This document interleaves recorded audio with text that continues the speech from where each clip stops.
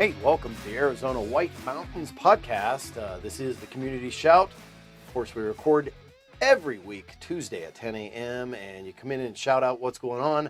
I know things are really weird because of our wonderful COVID-19 times, but 2020 is only a single year, and I think we're going to move out of it. So anyways, let's start up this morning with Kirk Webb. Good morning. How are you? You know, I'm doing great. Yes, so Timber Mesa Fire and Medical District. Yes. You guys are keeping busy. Yeah. How have calls been? Do you know? Have it been up? Have they been down? Have they been normal? You know, it's interesting because during the week of 4th of July, our call volume actually dropped down. Huh. But looking at it as a month as a whole, we were up over 200 calls that month. Wow. So it's up and down. It's crazy calls. There's some very odd calls. You know, and I think because of the times, we're seeing a lot more people that are depressed. Yeah. And so getting a lot of those kinds of calls, checking welfare on people. We're starting to see an increase in people that think they have COVID or they actually do have it. Right. We're seeing a lot more transports going off the mountain to other facilities. Our local hospital is nearing that capacity level. So things are, I guess a good word to use would be interesting. Right. So I want to give a shout out. First of all, you did a great job, the Timber Mesa Fire and Medical team, of putting up the fireworks for Sholo. That was quite the show. It was, you know, being able to participate in that. I did not get to see it, so I was appreciative of City 4 and, you know, TV and other people that talked about it and promoted it and you know, because I was actually lighting them off, huh? yeah. Awesome. Cool. But it's funny because the two guys that I was the shooter, and the two guys I had helping me load, it was their first time doing it. Oh, crazy. And I got the first shot of the night off. And and the guys, when it went off, was like, oh, because the impact, the concussion coming Right. off of those is pretty tremendous. Yeah. And it took them off guard a little bit. And it was a lot of fun. It was enjoyable to do that show and then to get some feedback from some people. No, it was really awesome. I mean, it was nonstop. So another thing I want to mention, and this is for all agencies, whether it be police, fire, medical, any of that kind of stuff, is please don't call 911 regarding somebody wearing or not wearing a mask, any of those kind of things. Those aren't emergencies. I know it may impact you. You may feel strong about it, but don't tie up the resource of the 911 operator based upon something that's conjectural. If you want to send in an email or call in a regular line, that's one thing, but please do not use 911 to report those kind of things. Right. The 911 is designed specifically for true emergencies. I know when I go in and talk to the elementary students and talking to them about what is a true emergency, Right. you know, I give them the example of, you know, hey, I'm riding my bike, you know, and of course I have my helmet on and all that fun stuff, and go through some of the safety things. And I said, if I kind of fall down and skin my knee, is that Right. a true emergency? Do I need a call for an ambulance and a fire truck? And the kids, of course, they recognize, no, you know, some of them, oh, yeah, I think so. No. That's where mom takes care of that, gives you a big hug, cleans it up, puts a Band-Aid on it, you know. But now if I break my leg, you know, is that a true emergency? Yes, I might need some extra help because you know, mom reset a broken Right. bone? No. Right. Unless mom happens to be a doctor. But even then, you got to have the facilities, Right. and the stuff to be able to do it properly. So yeah, true emergencies is what 911 is set up for. And you know, I know a lot of people are, this time of year, we're a lot of cases, we are in fire restrictions. Right. This year we happen to not be in fire restrictions as of yet.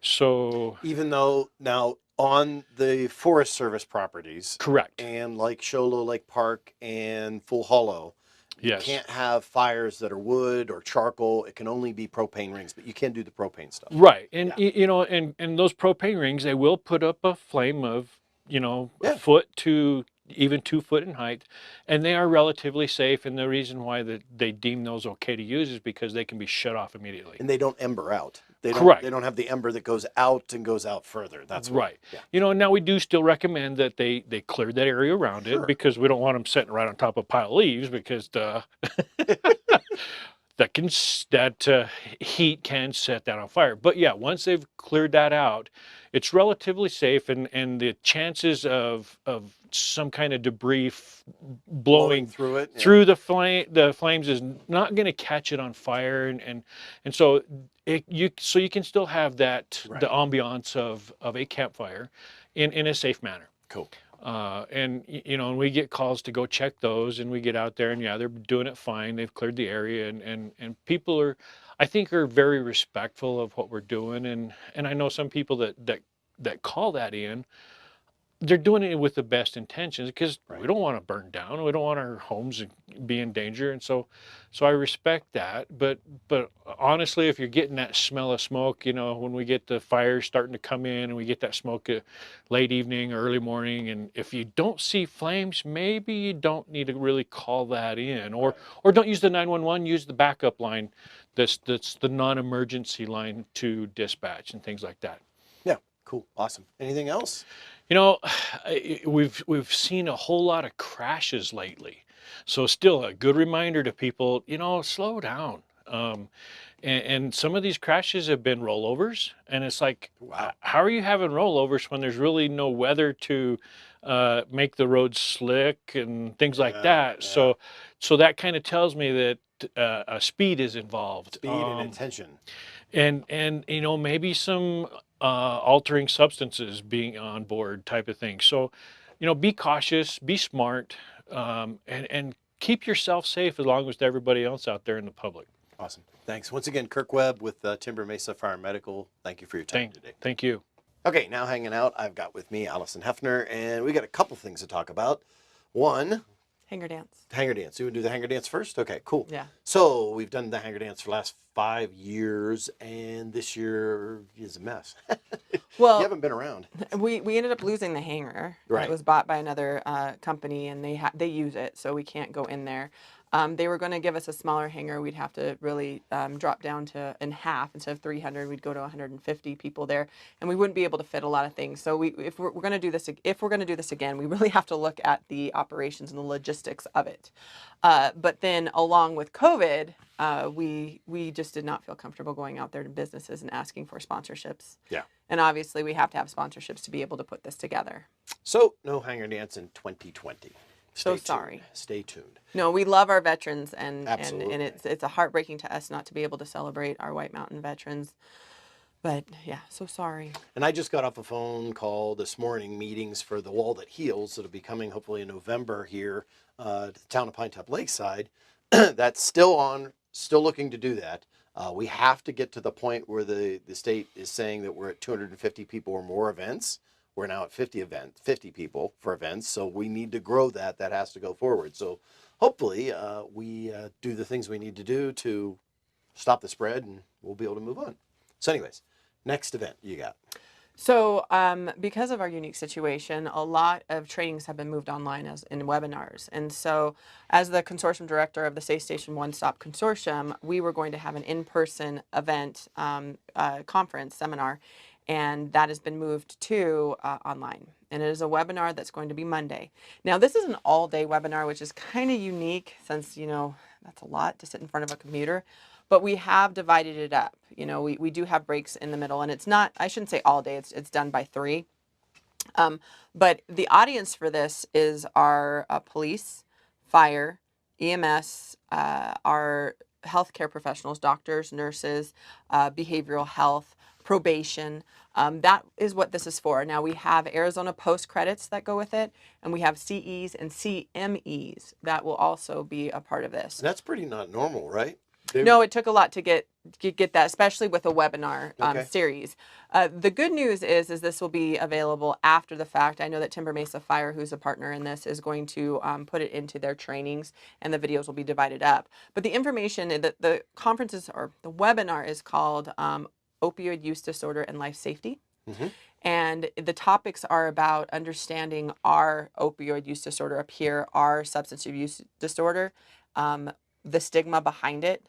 What is realistic? Like, we have two speakers. I have an Amber Blaze and a Travis O'Connor in the front, who were addicts, who had experienced substance use disorder, and now are on the greener side of pastures, doing phenomenal, and showing what it took to get there, especially in a rural community with the lack of resources we have to support that, and also the lack of leadership. There's the stigma. It makes it so leadership doesn't think it's even a big deal or even something that we need to address. They're wrong, but it is.